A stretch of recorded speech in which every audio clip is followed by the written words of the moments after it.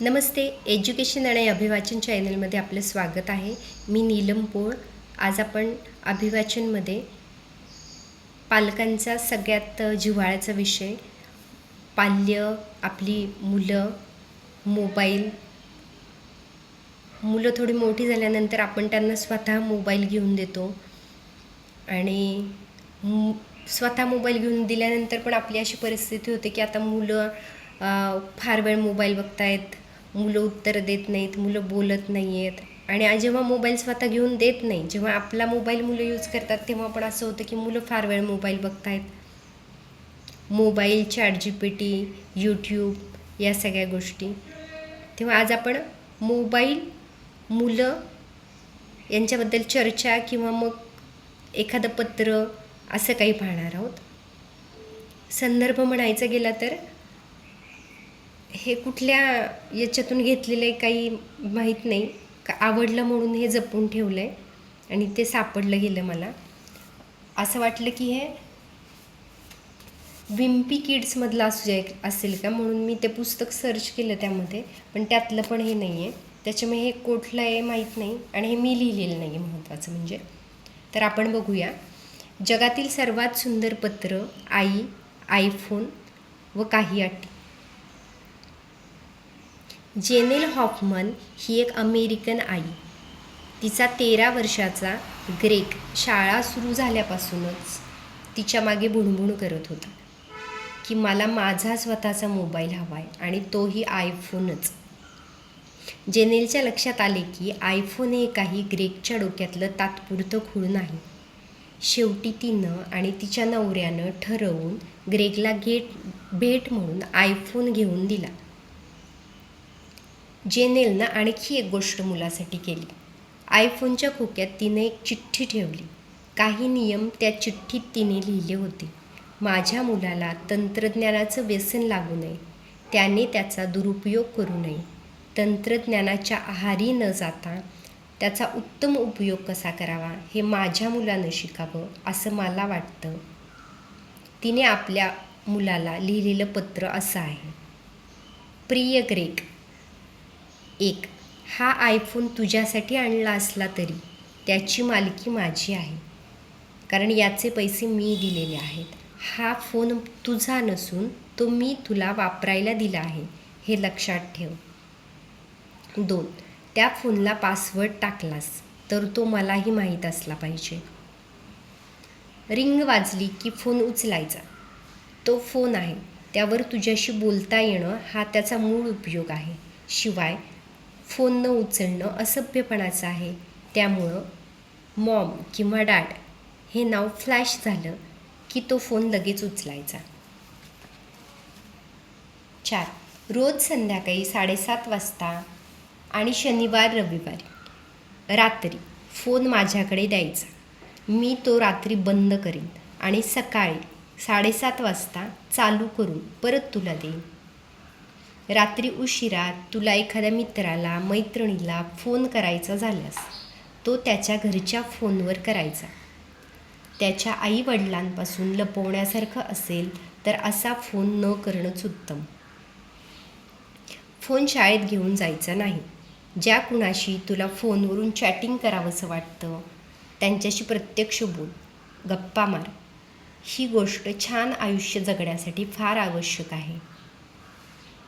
हा फोन पाण्यात पडला, शौचालयात पडला, हरवला, फुटला किंवा त्याचं काही नुकसान झालं तर त्याच्या दुरुस्तीचा किंवा बदलण्याचा खर्च करणं ही तुझी जबाबदारी असेल. त्यासाठी तू सुट्टीत काम करू शकतोस, वाढदिवसाच्या पार्टीचे पैसे वाचवू शकतोस किंवा खाऊला दिलेले पैसे यासाठी वापरू शकतोस. फोनच्या बाबतीत अशा गोष्टी होऊ शकतात, त्यामुळे त्याची तयारी ठेव. या फोनचा वापर कधीच कोणाशी खोटं बोलायला किंवा कोणाला फसवायला करू नकोस.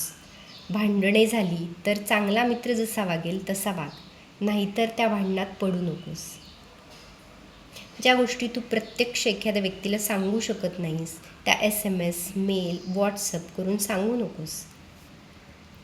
एखाद्या मित्राच्या किंवा मैत्रिणीच्या आई वडिलांसमोर तू जी गोष्ट बोलणार नाहीस ती फोन वापरून, लपून, मेल, SMS करून किंवा फोन करून त्याला सांगू नकोस.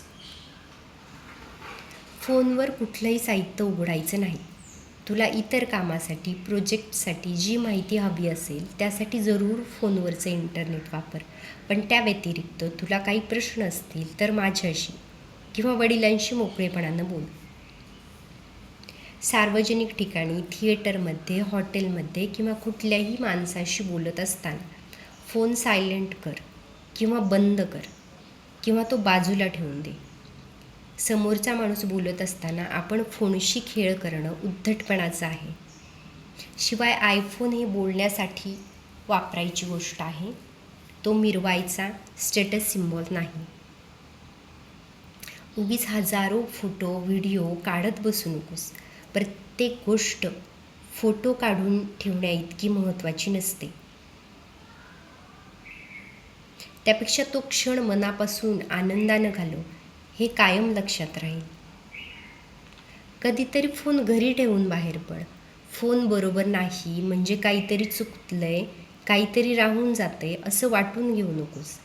काही गोष्टींना मुकलो असं वाटलं तर त्या वेळेत जे मिळेल ते त्या मुकलेल्या गोष्टींपेक्षा काहीसे अनमोल असेल. सगळेच जण ऐकतात, त्यापेक्षा वेगळं संगीत ऐक. शास्त्रीय संगीत ऐक. नेटवर एवढं संगीत उपलब्ध आहे, त्याचा फायदा घे. मेंदूला ताण देणारे खेळ, शब्दांचे खेळ, कोडी अधूनमधून खेळत जा. सतत नको. डोळे उघडे ठेव. बाहेर काय आहे ते बघ. पक्ष्यांचे आवाज ऐक. पाऊस हातावर घेऊन बघ. कधी चक्कर मारायला जा. गुगल, फेसबुक, इंस्टाग्रामपेक्षा इतर गोष्टींमधली मजा समजून घे. मला माहिती आहे की तू यातले काही नियम मोडशील. मी फोन काढून घेईल, मग आपण त्यावर बसून चर्चा करू. मग तू प्रॉमिस करशील, मग मी तुला फोन परत देईन. आपण पुन्हा सुरुवात करू. काय चालेल ना? आयफोनबरोबर कसं वागायचं तू प्रथमच शिकतो आहेस. तशी माझीही पहिलीच वेळ आहे. मला अशी आशा आहे की या अटी तुला मान्य असतील. यातल्या बहुतेक सगळ्या अटी नुसत्या फोनच्या बाबतीत आहेत असे वाटेल, पण त्या एकूण आयुष्याबद्दल आहेत. तू आणि तुझ्या आजूबाजूच्या गोष्टी रोज बदलत आहेत, रोज वाढत आहेत. हे खूप उत्तेजित करणारे आहे, तसे गुंतागुंतीचेही आहे. त्यामुळे होता होईल तेवढ्या गोष्टी साध्या, सरळ, सोप्या ठेवायचा प्रयत्न कर.